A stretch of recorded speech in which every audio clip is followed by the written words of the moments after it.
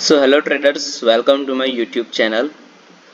सबसे पहली बात कि हमारा ये नया चैनल है और इस चैनल को अभी तक आपने अगर सब्सक्राइब नहीं किया है तो कर लेना, क्योंकि नया भले है ये, पर आने वाले टाइम में इतना अच्छा कंटेंट इस चैनल पे आने वाला है।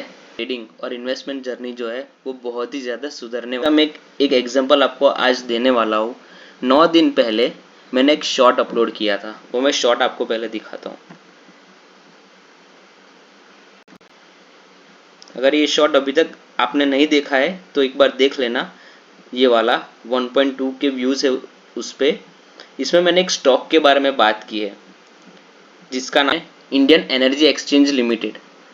उसमें मैंने बताया था कि इस साल की जो गर्मी के कारण इलेक्ट्रिसिटी ट्रेडिंग में जो इंक्रीज हमको देखने को मिला था, उससे ये शेयर को बहुत ही ज़्यादा फायदा होने वाला है।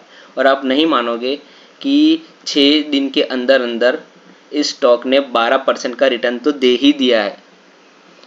और दूसरी चीज़, अब वो स्टॉक ऐसे ब्रेकआउट पे खड़ा है जहां से ये स्टॉक 300 रुपये तक भी जा सकता है। अभी ये स्टॉक 182 पे ट्रेड कर रहा था और अब इस स्टॉक का पोटेंशियल इतना है कि वो स्टॉक 300 तक जा सकता है। मैं आगे उसका टेक्निकल एनालिसिस भी आपको दिखाऊंगा। पहले कर लेते हैं फंडामेंटल एनालिसिस की बात। तो ये आ गए हम स्क्रीनर के डैशबोर्ड पे। ये बिल्कुल फ्री अवेलेबल होगा। गूगल पे जाके screener.in करके सर्च कर लेना, लॉगिन कर लेना, आपको सारी डिटेल्स मिल जाएगी कोई भी स्टॉक की, जो भी स्टॉक आपको चाहिए। तो सबसे पहली चीज़, स्टॉक का मार्केट कैप है 16,000 करोड़। छोटा स्टॉक है, गवर्नमेंट स्टॉक है, इसलिए यहाँ पे आप देख सकते हो प्रोमोटर्स होल्डिंग 0 है। गवर्नमेंट का स्टॉक है, आपको नाम से ही पता चल जाता होगा कि इंडियन एनर्जी एक्सचेंज नाम है, तो ये गवर्नमेंट स्टॉक है। आरओई रेशियो इस स्टॉक का है 40% के करीब करीब, जो बहुत ही अच्छा होता है। कभी भी किसी भी स्टॉक का जो आरओई रेशियो होता है वो 25% से अप होना चाहिए। यहाँ पे तो 39% है। सेल्स ग्रोथ 5 साल में 12% है। स्टॉक पी 47 के करीब करीब है। उसके अगेंस्ट में देखो इंडस्ट्री पी जो है 52 है। इसका मतलब ये होता है कि अभी भी स्टॉक सस्ते भाव पे मिल रहा है।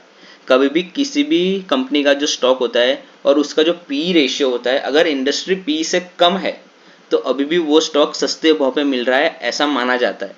अगर हम कंपनी के डेप्थ की बात करें तो डेप्थ सिर्फ और सिर्फ 10 करोड़ का है और उसके सामने फ्री कैश फ्लो इस कंपनी के पास है 287 करोड़ का।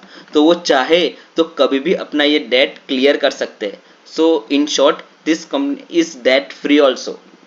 और गवर्नमेंट स्टॉक है तो गवर्नमेंट स्टॉक डिविडेंड के लिए जानी जाती है, सारे के सारे गवर्नमेंट स्टॉक्स और पीएसयू स्टॉक्स। सो यहाँ पे डिविडेंड भी ये स्टॉक 1.39% दे रहा है। तो बेहतरीन फंडामेंटल्स के होने के कारण इस स्टॉक का सेल्स है जो वो बढ़ता ही गया है, उसके साथ साथ इसका प्रॉफिट भी बढ़ता गया है।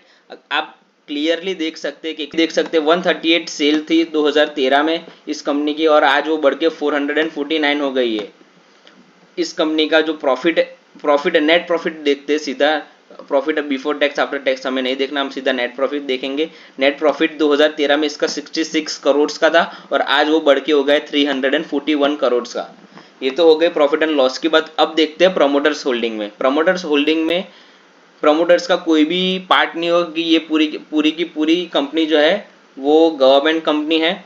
इसमें देखना एफआईआईस ने यहाँ पे इस स्टॉक को बेचा है। आप देख सकते हो year on year, quarter on quarter इस स्टॉक की जो स्टेक है एफआईआईस ने बेची। डीआईएस ने आप देख सकते हो कि क्वार्टर ऑन क्वार्टर और ईयर ऑन ईयर इस स्टॉक को खरीदा है। जिस परसेंट से एफआईआईस ने सेलिंग की है उसी परसेंट में सेम डीआईएस ने इस स्टॉक को खरीदा है और उसमें स्टेक अपना बढ़ाया है। 2023 में 21% का स्टेक था इनका और अभी बढ़ के 27% का हो गया है। यहाँ पे पब्लिक का स्टेक भी बहुत ही ज़्यादा इंक्रीज हुआ है, 37% से लेके 61% हो गया है। मोर देन 80 to 85% स्टेक 10 साल में बढ़ा है पब्लिक का, जो एक अच्छी बात नहीं होती है। पर ये एक पब्लिक कंपनी है। देखो मेरी बात सुनो, गवर्नमेंट कंपनी एक पब्लिक कंपनी होती है, यहाँ पे पब्लिक का शेयर हमेशा ज़्यादा ही आपको मिलेगा। So we can't consider this ratio as a red flag for PSU stocks and public companies। In fundamentals के चलने के कारण इस स्टॉक ने बहुत ही ज़्यादा अच्छे रिटर्न्स अपने इन्वेस्टर्स को दिए हैं और शॉर्ट टर्म और लॉन्ग टर्म जो ट्रेड करते हैं, स्विंग ट्रेडिंग और पोजिशनल ट्रेडिंग करते हैं, उन्हें भी अच्छे टेक्निकल के साथ, अच्छे लेवल्स के साथ एक अच्छा खासा डिसेंट प्रॉफिट उन सबको मिला है। अब ये हो गई फंडामेंटल्स की बात। अब चलते हैं टेक्निकल एनालिसिस पे। टेक्निकल एनालिसिस की बात करें तो यहाँ पे आप देख सकते हैं ये लाइन जो मैंने खींच रखी है वो कोई रॉकेट साइंस नहीं है। मैं आपको पूरा समझाऊंगा कि कैसे क्या लाइन खींची हुई है।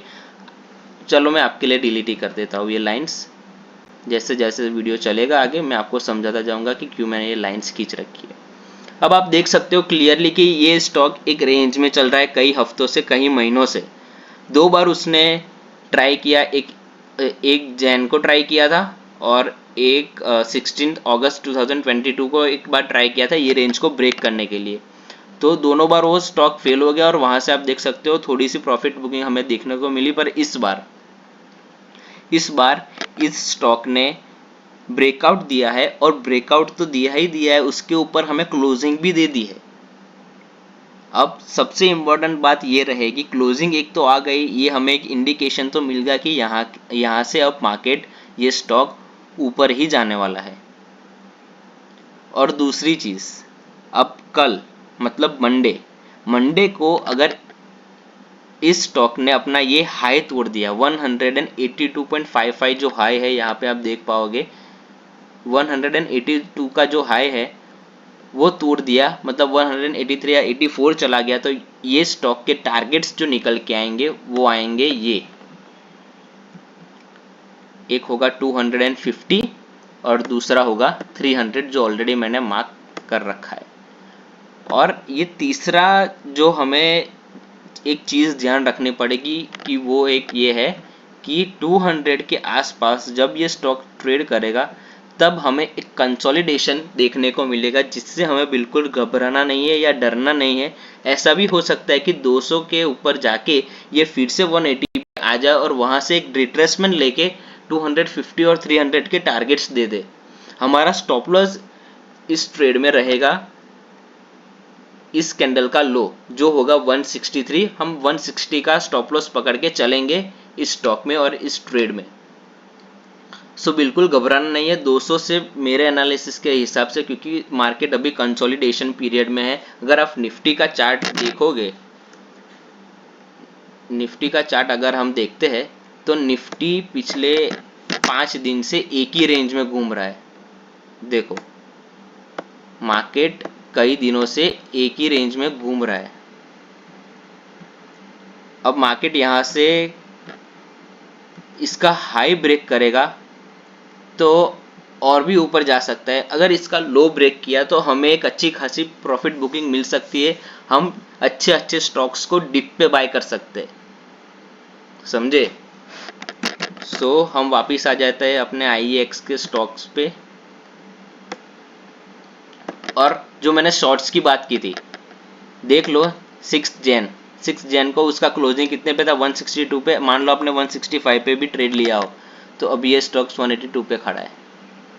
सो ये होता है power of analysis, power of levels. आपको अच्छे अच्छे स्टॉक्स के लेवल्स निकाल के रखने हैं, होमवर्क करना है भाई, होमवर्क करना है। ट्रेडिंग में आगे बढ़ोगे तो थोड़ी सी मेहनत और थोड़ा सा लक कहते हैं ना, उसके चलते आप कुछ भी कर सकते हो। सो ये सारी बातें साइड पे रखते हैं, स्टॉक पे ध्यान देते हैं। सो यहाँ पे टारगेट रहेगा इस स्टॉक का 300 का। दूसरी चीज और सबसे इंपॉर्टेंट चीज, मैंने बताया आपने ले लिया, ऐसा बिल्कुल नहीं करना है। थोड़ा सा आपको अपना दिमाग भी लगाना है। कुछ चीजें मैंने मिस की होगी, वो चीज आप पकड़ो। आपको कोई रेड फ्लैग लगता है इस स्टॉक में तो आप कमेंट में बताओ कि भाई सो एंड सो रीजन के कारण मुझे इस स्टॉक में थोड़ा सा गड़बड़ लग रहा है, तो ज़रा उस पर आप ज़्यादा ध्यान दो और एक वीडियो बनाओ तो मैं उसकी हेल्प से दूसरों की हेल्प कर पाऊंगा।